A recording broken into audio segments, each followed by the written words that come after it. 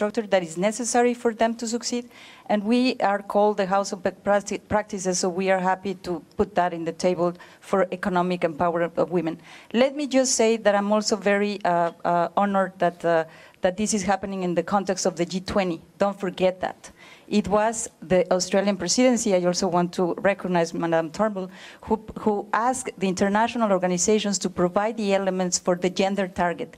And since then, gender is part of the G20 agenda. We are very grateful, and we know, Minister, that you are also considering for the G7 the issues of gender, because Prime Minister, as was mentioned, he is a real champion. So we are happy to join forces, and congratulations, this is great. We're very enthusiastic about it. Thank you very much. Okay, thank you very much. We now, believe it or not, is there, yeah, we now, okay. Do you? Yeah, well, can I say on behalf of Australia, although I'm not a member of the government of Australia, I'm married to the Prime Minister of Australia, that this is a wonderful initiative. So my heartiest congratulations to the entrepreneurs who have established this, and the people working in government around the world. It is so exciting to see this happen. And I think it's a very, entrepreneurship, being an entrepreneur myself, is such an important part of participation for women. And I think that in this room, we all lead, I think, fairly safe, for the most part, lives, and fairly fortunate lives. But I think we need to understand that for a lot of women to become empowered in developing world countries, security and safety is such a critical issue for their capacity to participate. And I was reminded of one story where women wanted to work in the markets, you know, in the cash markets where there's not much digital payment, in the square of a developing world country, and they were limited by their capacity not to go and to save their cash. Their cash was always stolen on the way home from a day's work. So we have to have a whole of life perspective on how you empower women to participate. This is such an important start, and Australia is really proud to support this initiative too. I couldn't be more excited. Well done. Thank you. Okay, well, that is great to know that Australia is contributing as well. Prime Minister Turnbull, Mrs. Turnbull, thank you very much for that. Our entrepreneurs are inspired to make some more comments about what we've all been saying. Miriam, please. Yes, couple of things. I think we should enhance also leadership skills through this initiative. Leadership is fundamental in our region, and two other things: the innovation, to spur the innovation spirit. Also, it's important, entrepreneurship spirit. I would like to ask two questions. One, how will this initiative fit within the existing ones? And secondly, if you allow me, how involved will women entrepreneurs be in terms of governance of this facility? It's just a couple of questions that came to my mind. Thank you. Okay, I think those are excellent questions, and maybe we'll ask for some answers now. Sure. So the governance of the initiative will be in the way that we govern trust funds in the World Bank, which will be the member states will be the actual governors, but we absolutely will have advisory boards and others made up of women entrepreneurs who will be providing input. Just in terms of the legality of the situation, the governors have to be the member states.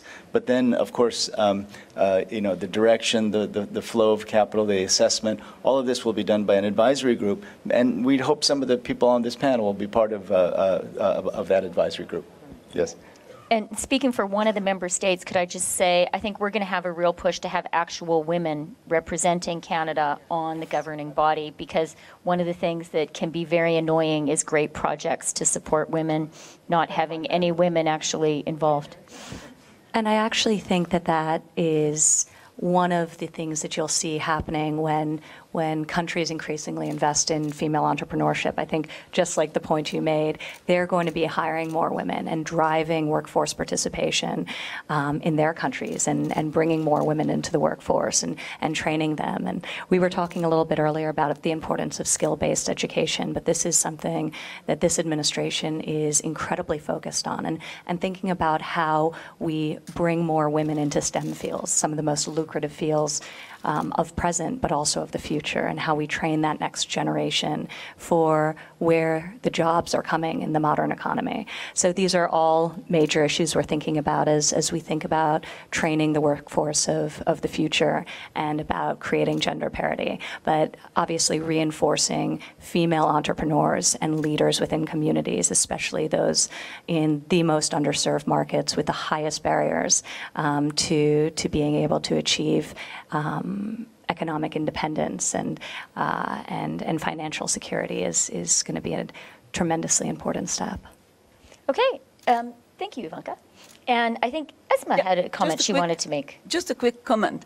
In addition to why investing in women, in addition to the impacts on women, on their empowerment, on their dignity, there is something very important for our region, the Arab region. Women are impacting their children. Today, we are working on the second generation of micro-entrepreneurs, the children of our clients. And really, I think it's very important that we invest in this new generation of micro-entrepreneurs so that they don't go abroad, they don't go to Europe, they don't migrate, and they don't go to violence. And I think it's very important. Only women can do that, because I'm sorry to say again, I don't have problems with men, but I think when you empower a woman, you empower the family and the society. And Esme, have you seen, like, is the second generation different from the first? Yes, they are. And what are the differences? They are because when we started with the women, they were in the informal sector, and it's really tough to take them to the formal sector. While today, the new generation, the youth, we can really train them, and they can have a business plan, they can have a license. So it's a different style. And of course, they need more money. It's not the informal sector. But I think it's very important because in Tunisia, we are not in the entrepreneurship mood. We were all trained to be salaried people, and I think it's very important that we introduce this new generation of entrepreneurship to entrepreneurs, because I think it's very good for the economy and, as I said, for the empowerment of people and of young people. Okay, thank you very much. And Tabit Singh had a comment to make. Sharing here, very good. My comment is with regards to the support beyond the finance. And we're all talking about support within the business, but I would urge the thinking to also include support that enables women and that caters for what we want to do, which is gender parity.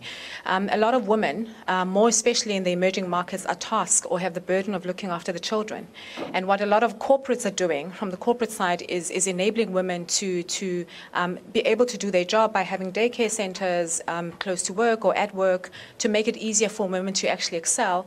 And I would urge for this initiative to also look at projects like that in terms of how do you actually enable women beyond the business to actually be excellent in the business and to grow their businesses. Should we be looking at daycare centers within the business itself and be able to support women in that way as well?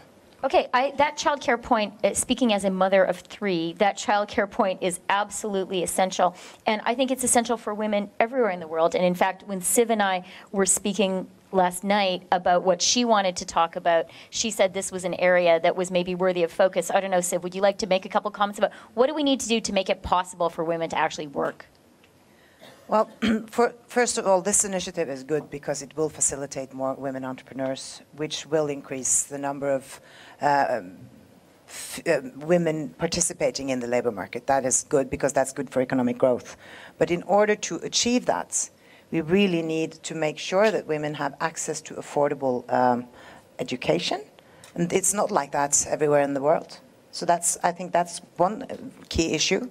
Another one is to facilitate for childcare, which means parental leave, it means flexible working hours, and it means affordable daycare. And that is something that we have put into place in Norway, and it works very well, which means that we have a very high number of women participating in the labor force. But that is not the case in many other countries, which I mean, we need to focus on education and we need to focus on childcare. Okay, yeah, thank you. Yep. Yeah, thank you for that. And I think it's worth for all of us who are so interested in economic growth in our countries to point out that higher female labor force participation could be a huge driver of GDP growth. President Kim. We're expecting the heads of state, the rest of them coming in. Just before you make your wrap-up comments, Sure. Can we have Christine Absolutely. say just It's just, maybe it's my wrap-up comment, so Okay. I concede everything every other time that I have. Two things that I want to say. One is, it is a growth booster, no question about it, and it does apply to all countries, from advanced economies to the low-income countries to the emerging market economies, and the numbers are absolutely obvious. That's number one. Number two, I have to say, you know, having gone through 40 years of my professional life with quite a bit of gender discrimination in all respects, it is so encouraging to hear women talk as they do about money. And Secretary General, thank you for pointing out the digital world, the sort of advanced technologies where discrimination is massive at the moment. You know, I've been through the legal world, I've been through the finance world, massive discrimination there, gradually phased out. The digital is now the one where it prevails. And I think it's critically important that women feel absolutely fine talking about money. It's, you know, I really applaud you. Whatever field you are, money is definitely something that we care about. And if we can manage it at home, we can manage it anywhere. Essential, really important point. Thank you very much, Christine. Okay, we're sort of moving towards our leaders coming here. Are the leaders not yet here?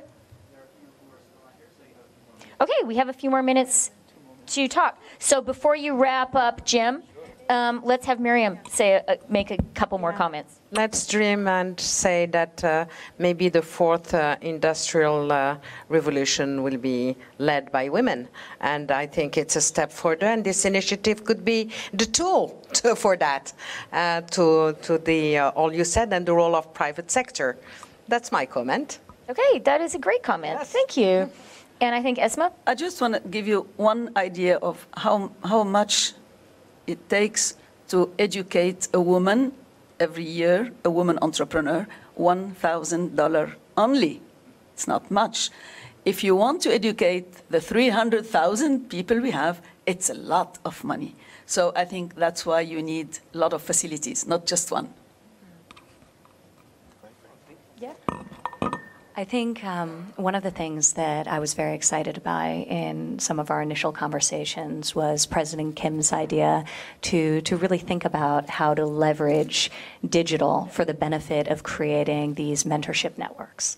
And I think there's something very innovative that could be done at tremendous scale to bring some of the talent and the resources and the guidance of women such as those on this stage today for the benefit of people around the globe who don't have direct and immediate access. So creating, using and leveraging digital for the benefit of transfer of information and for the benefit of really opening up networks and creating those mentorship opportunities, I think has just enormous potential. And maybe I'll ask President Kim to talk a little bit about some of his early ideas for how he can do that. Sure. So this is very exciting. I'm inspired by the panel, and I have a long to-do list. And let me just go through them and what we're going to do. First of all, access to capital. So we're going to do that. And, you know, there are technologies, Alibaba in China, that have found ways of very quickly getting access to capital. We'll do that. Access to markets, roads, access to broadband. Those are the things that have worked so well with Alibaba in China. We will work on building those. So that's very complementary to our infrastructure work. Training, mentoring, education. We will create an online digital platform for women entrepreneurs. All of you on this panel will be expected to contribute. And so anyone, anywhere in the world should be able to go online, ask a very practical question about what to do next to build their business and get answers from people just like you.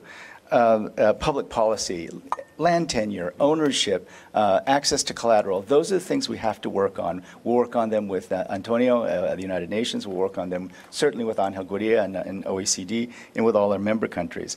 Empowerment and leadership skills. These are things that I really believe in. I brought to the World Bank. We will bring them to this initiative as well.